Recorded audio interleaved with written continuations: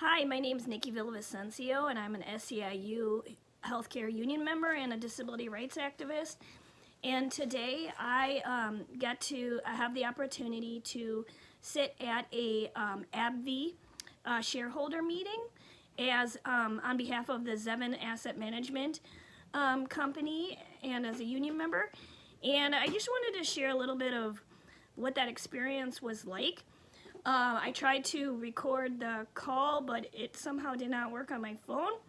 But anyhow, so you go into this shareholder meeting and they go through the agenda like super fast. Like I was supposed to be at the end of the agenda and I didn't even realize that like 15 minutes into the call they were already at the end of the agenda. So that was just an interesting learning curve to experience, and that the fact that most of the shareholders are able to vote before the shareholder meeting even starts, which I think is an interesting concept, because it's like if you're proposing things, does it really have an effect if the majority of the people get to vote before the meeting even happens, which I understand part of the reason why they do that. But anyways, so I just want to read a part of what I said. So the Abbvie's membership in the Chamber of Commerce and our government's ongoing failure to fully utilize the Defense Production Act to save lives provide an immediate example of this alignment. This issue is personal to me. I receive home care services every day of my life so I can be a mother and an active member of my community. And my home care workers have no access to PPE.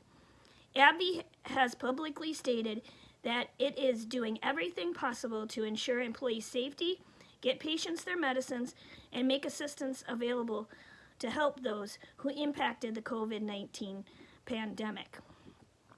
And in response to this crisis that has killed thousands and continues endangering frontline workers like my own home care workers, multiple organizations representing these essential workers are calling on the administration to invoke the personal power of the Defense Production Act. But the Chamber of Commerce has directly lobbied the Trump administration against using the act.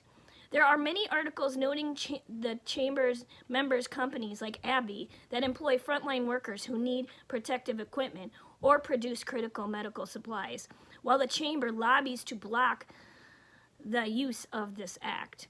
If Abbvie is committed to do all it can to respond to the COVID-19 pandemic, does our company support full utilization of the Defense Production Act when so many lives are at stake and frontline workers need PPE? And then it goes down further. It says, how does our company address these values misalignments? Will our company do the right thing on the Defense Production Act? And the shareholders would like to know this. And so what was surprising to me was quickly the person who was facilitating the meeting said, and the shareholders oppose that proposal. Like I said, it's just an interesting learning curve to experiencing what it's like to be on a national shareholder meeting.